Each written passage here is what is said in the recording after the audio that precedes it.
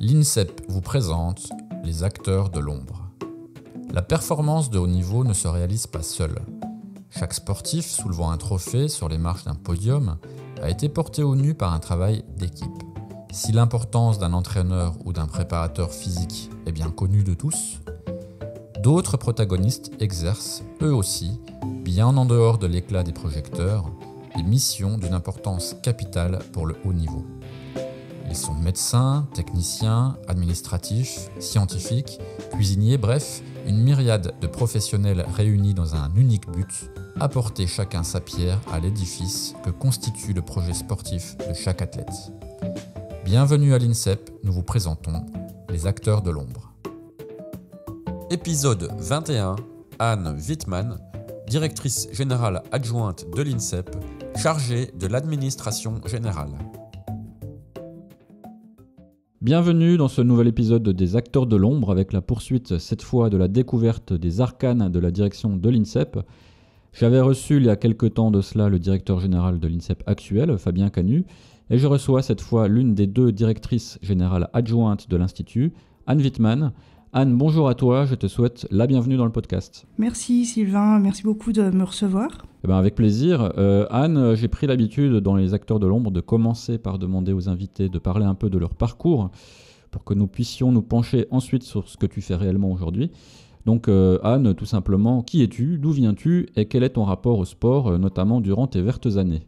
Alors quand j'ai été jeune, j'aimais beaucoup le sport. J'ai fait de la gymnastique artistique. Pas à un haut niveau, c'était vraiment c'était à l'UNSS, c'était de la gymnastique loisir. J'ai quand même été championne des Ardennes. Donc voilà, en tout cas, mon truc, c'était vraiment la gymnastique artistique. Et j'ai dit que j'aimais beaucoup le sport, j'aime toujours beaucoup le sport. Désormais, je me suis mise à l'équitation.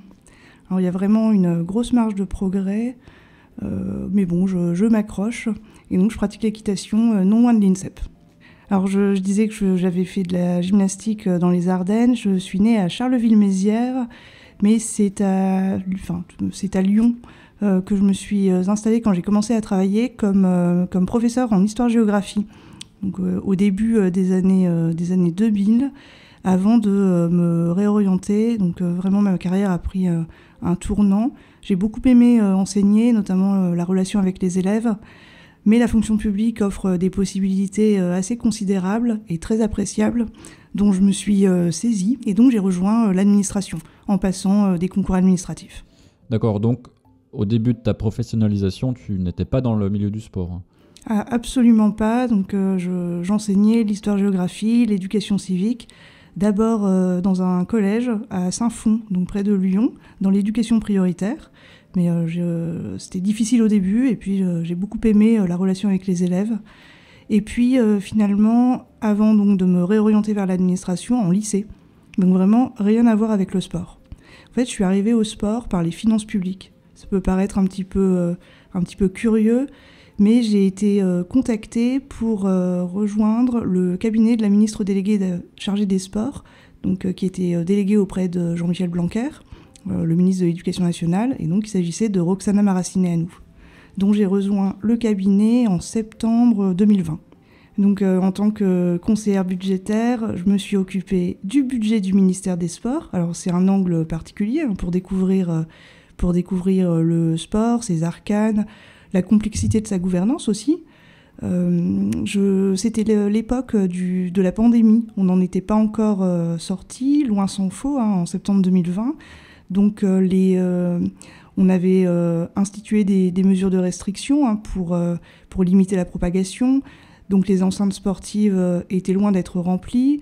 On avait même soit du huis clos, soit un dispositif de jauge. Et donc dans le cadre de mes fonctions au cabinet, j'ai beaucoup travaillé sur les dispositifs de soutien économique en faveur des acteurs du sport amateur et aussi, et même surtout, du sport professionnel. Alors aujourd'hui, tu es donc à la tête de la direction de l'administration générale de l'INSEP. Avant d'en parler plus spécifiquement, est-ce que je pourrais te demander, à l'attention notamment des auditeurs qui ne connaîtraient pas la structuration interne de l'INSEP, de dévoiler un peu l'organigramme de l'INSEP ? Comment l'INSEP est-il organisé ? Oui, alors on est deux directrices générales adjointes à travailler auprès du directeur général. Ma collègue Anne Barbois-Chombard s'occupe de la partie dite politique sportive. Donc elle a tous les sujets relatifs à la performance, au programme de recherche, puisqu'il y a 2 laboratoires à l'INSEP. Elle s'occupe du pôle médical, du haut niveau, donc toute la partie, disons, métier, de façon un peu schématique. Et de mon côté, donc directrice générale adjointe chargée de l'administration générale, j'ai tout ce qu'on appelle classiquement les fonctions support, qui pour beaucoup ont une vocation très transversale. Donc un pôle administration qui gère les questions juridiques, les questions liées aux ressources humaines, les finances, donc la préparation du budget de l'établissement, les marchés publics. Il y a aussi un pôle patrimoine qui s'occupe notamment de la relation avec le partenaire privé pour la zone nord de l'INSEP, donc la partie où l'on est hébergé, où il y a les bureaux administratifs, la restauration, où les sportifs aussi se forment. Et puis la partie installation sportive, donc au sud, où les sportifs s'entraînent.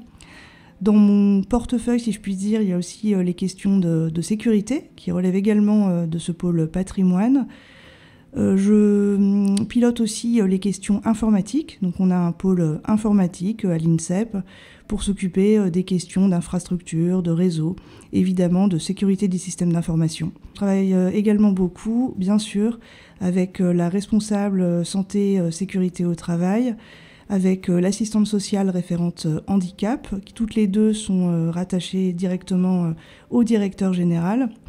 Et puis, je disais que la DGA, administration générale, était très transversale.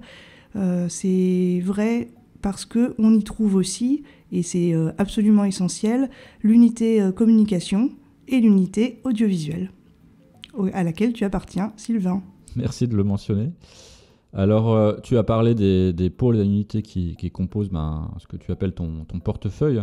En fait, toi, quel est ton rôle dans tout cela ? Qu'est-ce que tu fais au quotidien ? Quelles sont tes responsabilités ? En fait, pour dire ça de manière triviale, à quoi tu sers ? À quoi je sers ? Alors, la question me paraît quasiment philosophique. Je dirais que j'appuie le directeur général quand il doit prendre une décision relative soit aux ressources humaines, soit dans le cadre du dialogue social. Donc, à l'aide de toutes les équipes qui composent ces pôles et ces unités, je prépare les dossiers qui lui sont soumis pour arbitrage. Donc, je relis énormément de documents préparés par les équipes en amont. J'y apporte évidemment ma patte, des corrections, des inflexions. Mais c'est-à-dire que toutes les décisions sont tranchées par le directeur ou tu en prends aussi de ton propre chef ? Non, j'en prends évidemment, je prends évidemment certaines décisions, mais on a au niveau de la direction générale, quoi qu'il arrive, une approche qui se veut la plus collégiale possible. Donc je peux prendre moi-même certaines décisions, évidemment j'en réfère au directeur général et j'en parle beaucoup avec ma collègue Anne Barbois-Chombard. Et toi, tu as combien de personnes à peu près sous ta responsabilité ? Je dirais que dans l'établissement, au total, il y a environ 300-315 agents qui peuvent être des fonctionnaires, mais aussi beaucoup de contractuels, et qu'on a une répartition 2 tiers, 1 tiers. Donc la DGA est composée d'une centaine de personnes. Alors, est-ce qu'au-delà de la gestion au quotidien de l'administration générale dont tu viens de parler, tu peux être aussi amené à porter des actions destinées à changer des choses ? Par exemple, améliorer le fonctionnement de quelque chose qui pourrait être plus efficace ou mettre en œuvre des politiques publiques. Oui, on a un projet très important. C'était une commande du ministère, hein, et puis ça rejoignait ma conviction profonde qu'évidemment, désormais dans le monde d'aujourd'hui, on ne peut plus faire l'abstraction des sujets qui portent sur le développement durable. Donc je disais que c'était une commande du ministère. Quand je suis arrivée à l'automne 2022, l'INSEP était dépourvu de feuilles de route un peu stratégiques en matière de développement durable. Or, 2 ans avant, l'établissement avait signé, donc d'ailleurs sous le mandat du prédécesseur de Fabien Canu, une charte ministérielle portant un certain nombre d'engagements en matière de développement durable, feuille de route qui traite de thématiques diverses, alimentation responsable, gestion des déchets, mobilité, beaucoup de thématiques donc, qui correspondent à ce qu'on appelle globalement le développement durable et qu'il fallait qu'on décline en actions susceptibles d'être déployées chez nous. C'est dans ce cadre, par exemple, et pour montrer l'importance que l'établissement apporte à ces questions, qu'on a mis en place un éco-pâturage. Ça peut sembler un peu anecdotique. On a 4 brebis venues d'Ouessant qui ont été installées dans notre parc de 28 hectares. En fait, ça ne l'est pas. C'est important. C'est inscrire visuellement dans le paysage de l'INSEP l'importance qu'on attache au développement durable. Alors par ailleurs, effectivement, je pense aux questions liées à la sécurisation du site. Il y a beaucoup d'enjeux à l'INSEP, d'autant que, je le disais, le site est vaste, 28 hectares, et pose des problèmes spécifiques de sécurité. On est dans le bois de Vincennes, par conséquent, on ne peut pas faire n'importe quoi. Donc la clôture périmétrique, évidemment, ne peut pas être rehaussée. L'idée n'est pas de bunkeriser l'établissement. Pour autant, on a une marge de progrès. Alors c'est pourquoi on a installé un dispositif de vidéoprotection, donc un certain nombre de caméras, pas à l'intérieur des bâtiments, mais à l'extérieur. Ça permet de faciliter, le cas échéant, les investigations, si un problème s'est posé. Ça permet de remédier à certains problèmes auxquels on a pu être confronté, des sujets de vol par exemple. En tout cas, globalement, cela sécurise tous les usagers qui fréquentent le site et tous les agents. Et puis, dans le cadre de la préparation des Jeux Olympiques et Paralympiques, donc l'été dernier, très en amont, on s'est intéressé à la sécurisation de l'entrée et à la gestion des flux. Et là, il y a un double enjeu, mais qui n'est pas simple à concilier, vu la configuration du poste de sécurité, vu notre gestion des barrières pour les véhicules. Concilier donc fluidité d'accès, puisque encore une fois, il ne s'agit pas de bunkeriser l'établissement, et sécurisation des usagers. Donc on a changé le dispositif de gestion des accès. Tout ça est complexe, c'est en cours, on y travaille avec une équipe projet, avec l'informatique et avec l'UDNI. Est-ce que dans ta fonction, tu es soumise à des challenges ? Est-ce qu'il y a des parties de ton travail qui peuvent être un peu délicates à mener ? Oui, alors il y a toute une série de sujets qui touchent aux ressources humaines, donc à la gestion de statuts, à l'avancement des personnels, et puis même aux relations humaines. Et on peut, parce que c'est inévitable quand on encadre et quand on a des responsabilités au fil de son parcours de plus en plus hautes, il est inévitable de rencontrer des situations de conflit, que donc il faut s'efforcer de gérer, des problématiques qui affectent tel ou tel secteur d'activité de l'établissement, qui peuvent être très complexes. Et de toute façon, il n'y a pas plus difficile que d'encadrer des agents. Évidemment, on s'efforce d'être impartial, de faire la part des choses, mais les relations humaines, oui, et les ressources humaines, c'est compliqué. Alors, chaque année, l'INSEP participe aux Journées européennes du patrimoine. Est-ce toi qui as la charge de mener à bien ce week-end d'ouverture au public ? Et comment un événement comme celui-là s'organise-t-il ? Parce qu'habituellement, le public extérieur n'est pas autorisé à rentrer sur le site. Oui, on l'espère. D'ailleurs, c'est pour ça qu'on améliore la sécurité du site. Mais en principe, effectivement, il n'y a pas de public extérieur. Les journées européennes du patrimoine donc, ont lieu chaque année, dans la deuxième quinzaine de septembre, et sont organisées conjointement par l'unité communication et le pôle hospitalité. Le pôle hospitalité, je ne l'avais pas cité tout à l'heure, mais c'est l'un des pôles qui relève de la directrice générale adjointe chargée de la politique sportive et qui accueille de façon générale tous nos clients, puisque à l'INSEP, on a aussi régulièrement des stages. Donc en fait, je disais, une organisation qui mobilise plusieurs services. Bon, en sens, déjà, c'est intéressant. Et d'ailleurs, dans le projet d'établissement, on s'efforce d'encourager le plus possible la transversalité. Donc en fait, cela entraîne un certain nombre de réunions en amont, sont vraiment ces deux entités qui pilotent l'organisation de cette journée. Disons qu'avec Anne Barrois-Chombard, nous chapeautons l'ensemble, mais les services sont aussi très autonomes et très efficaces. Et personnellement, j'ai été impliquée dans l'organisation parce que on a un petit peu manqué de bénévoles cette année, ce qui est rare, mais ce qui pouvait s'entendre. Et puis, comme je dis qu'il faut des bénévoles, ça veut dire qu'on a des agents qui acceptent de venir le samedi et ou le dimanche, en plus des missions accomplies pendant la semaine qui précède et celle qui suit, pour encadrer des visites. D'ailleurs, lors des journées du patrimoine, certaines unités sont spécifiquement mobilisées et donc elles sont présentes, mais dans le cadre de leur fonction, donc c'est un petit peu différent, on n'est pas sur du bénévolat. Donc j'ai servi de guide à plusieurs groupes de visiteurs que j'ai accompagnés pendant des visites qui se sont avérées un peu longues, puisque chacune de mes visites a duré près de 3 heures, ce qui n'était pas exactement le format envisagé ab initio. Mais bon, c'était très intéressant. Les visiteurs avaient l'air tout à fait satisfaits, donc j'en suis heureuse pour eux. Et donc j'ai pu leur présenter nos locaux, les installations sportives. Et il se trouve d'ailleurs qu'avec l'un de mes groupes, on est passé à la lutte, où le référent du pôle lutte, Franck Abrial, avait bien voulu nous donner des explications et permettre aux sportifs et sportives de l'équipe de France de faire une démonstration. Ça, c'était vraiment très intéressant et magique.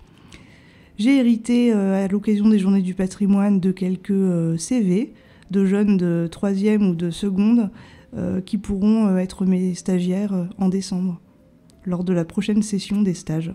Ah oui, ils sont malins, ils ont trouvé la bonne occasion de s'infiltrer. Mais c'est très bien, ils sont bien partis dans la vie, ils saisissent les opportunités, moi, j'aime beaucoup. Alors, autre événement récent, ce sont évidemment les Jeux Olympiques de Paris 2024. L'INSEP s'est transformé durant cette période en camp de base, c'était le nom officiel. Est-ce que tu peux expliquer un peu de quoi il s'agissait et ce qu'il a fallu faire en fait pour que cette transformation provisoire se déroule sans anicroche ?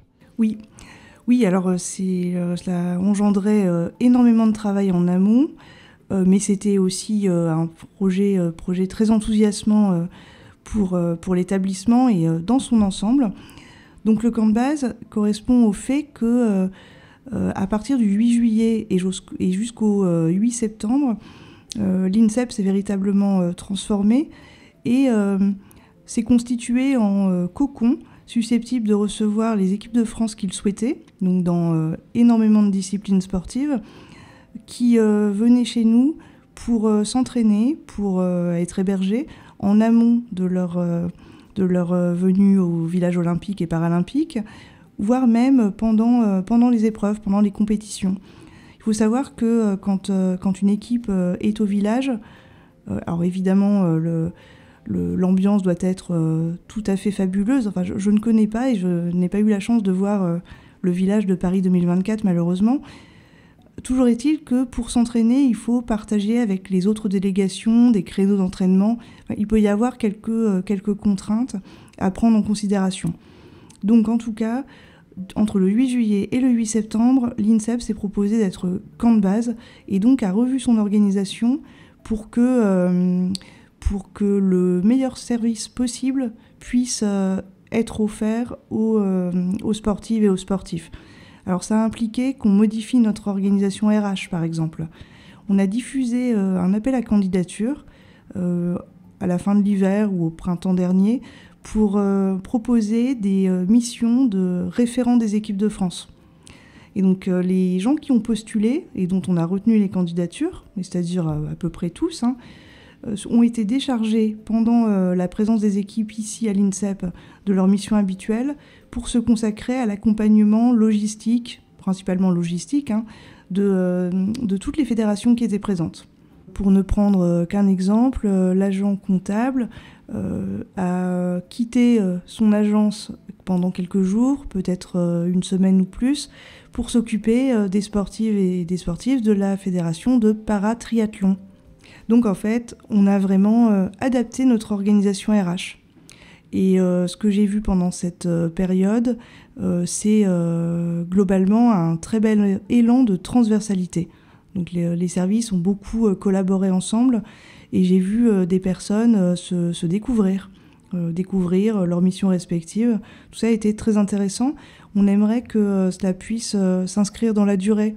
Alors les fédérations aussi, par l'intermédiaire des référents des pôles sportifs, se sont dit très satisfaites de l'organisation qu'on avait pu trouver. Donc il y a forcément quelque chose à construire pour faire perdurer ce modèle. Pourquoi pas confier à nouveau à quelqu'un dont ce n'est pas la mission habituelle du tout, le fait d'accompagner spécifiquement une fédération à l'occasion d'un stage qu'elle ferait ici, par exemple.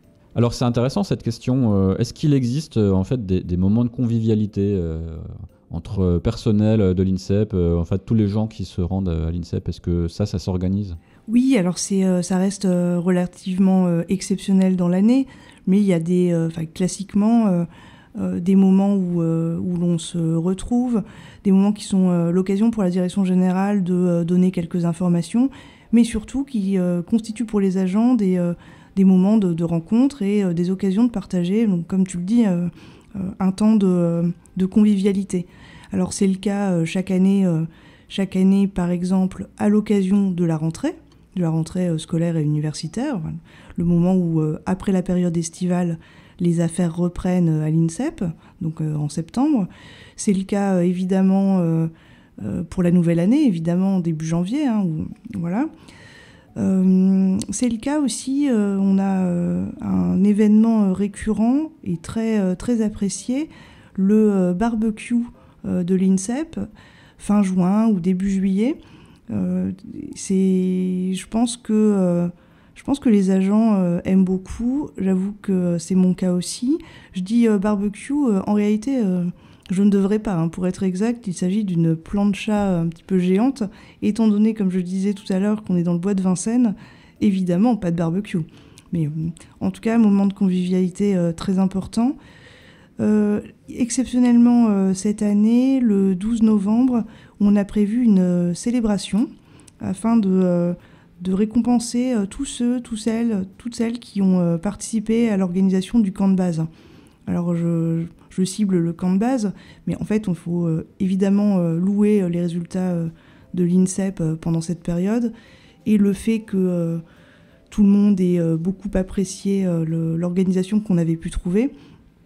Et donc, je dis toutes celles et tous ceux qui ont participé à l'organisation du camp de base, mais ça veut dire l'intégralité de l'établissement, évidemment, et en lien avec ses partenaires, notamment ceux qui interviennent beaucoup en zone nord dans le cadre du partenariat public-privé, donc nos partenaires des sociétés qui gèrent la partie hôtellerie, qui gèrent la restauration, et qui ont fait en sorte aussi que l'offre de service soit améliorée pendant le camp de base. Et donc le 12 novembre, on aura cette célébration pour se féliciter tous de ce qu'on a pu faire l'été dernier. Alors Anne, tu n'es pas sans savoir que la France rencontre des difficultés économiques en ce moment. Est-ce que ça peut d'une manière ou d'une autre impacter l'INSEP ? Oui, bien entendu, on le sait tous, et l'examen parlementaire du projet de loi de finances a débuté, si je ne m'abuse, avant-hier en séance publique, donc à l'Assemblée nationale. L'INSEP, globalement, n'est pas épargné par la contrainte budgétaire globale. Et puis, l'INSEP a été très fortement impacté par le contexte inflationniste s'agissant des fluides.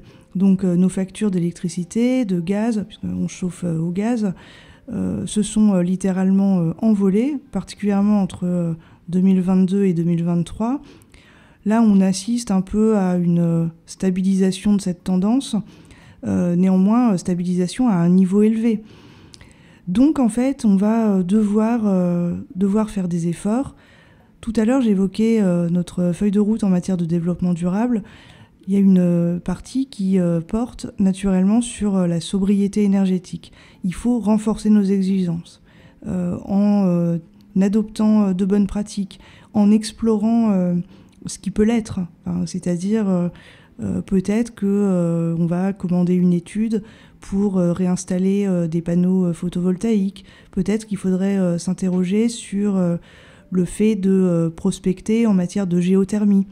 Il y a vraiment de gros efforts à faire. Ça implique toutefois, mais je ne doute pas que ce sera le cas, qu'on soit soutenu par l'État, puisque il y a un certain nombre de sujets pour lesquels, avant de faire des économies, il faut avoir les moyens d'investir. Si on veut procéder à du relamping, ou en français relampage, ou en mauvais français relampage, donc améliorer l'éclairage dans toutes nos installations sportives, évidemment ça a un coût qui est loin d'être négligeable. Il y aura comme d'habitude des enjeux de complexité parce que la halle Mégros est particulièrement haute, donc il faudra choisir le bon moment dans l'année pour y installer des échafaudages, etc. Mais tout ça implique d'avoir des moyens. Et le risque le plus important que je vois dans la période actuelle, et avec cette contrainte budgétaire globale, c'est qu'on ait une vision trop court-termiste. Voilà. Il faut pouvoir investir pour ensuite dégager des marges de manœuvre. J'imagine qu'avec les bons résultats des athlètes de l'INSEP au JO, l'INSEP a des arguments en poche pour ce genre de demande. On n'en doute pas et c'est parti pour désormais préparer dans le cadre de la nouvelle Olympiade Los Angeles 2028. Eh bien, merci Anne pour ton témoignage, c'était très intéressant et je te souhaite bonne continuation dans l'accomplissement de toutes ces tâches. Merci beaucoup Sylvain et à très bientôt.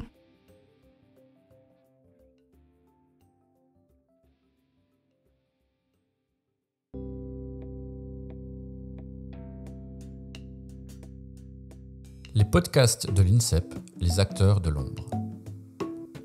Cette émission a été réalisée par l'unité de production audiovisuelle de l'INSEP.